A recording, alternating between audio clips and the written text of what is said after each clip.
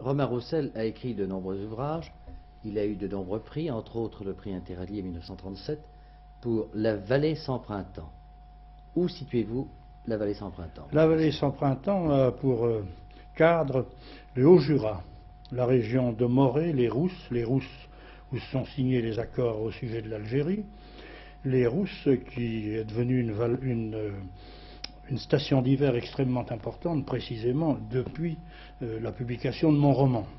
C'est pas moi qui le dis, c'est la municipalité de Morée qui, il y a très peu de temps, pour reconnaître les services rendus par le tourisme, au tourisme par mon roman, m'a décerné le titre de citoyen d'honneur de Morée.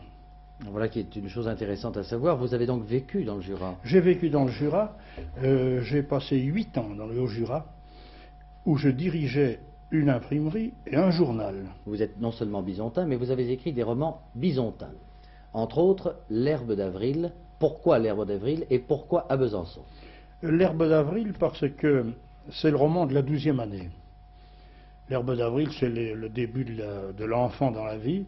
J'ai pris cet enfant, il y a là-dedans beaucoup de souvenirs personnels bien entendu, j'ai pris cet enfant élève à l'école des Chapperets, c'est-à-dire un quartier important de Besançon, et j'ai décrit ce qu'était l'école à cette époque-là, avant la guerre de 1914.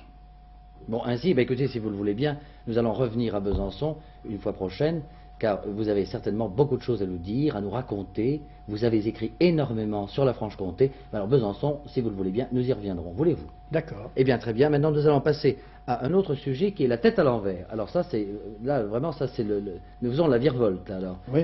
Qu'est-ce que la tête à l'envers? La tête à l'envers, c'est également un roman bisontin. Ah, eh bien. C'est également un roman bisontin. C'est la suite de L'herbe d'avril. C'est alors, je reprends mes jeunes gens de L'herbe d'avril, mais je les reprends à l'âge de 17 ou 18 ans, quand ils commencent à être des hommes, qui commencent à raisonner, à juger leurs parents, à s'intéresser au reste du monde et avoir des jugements sur le monde. Alors ça, c'est La tête à l'envers, dans laquelle je raconte ce qu'était la vie un peu étriquée de la province avant la guerre de 1914, toujours avant 1914.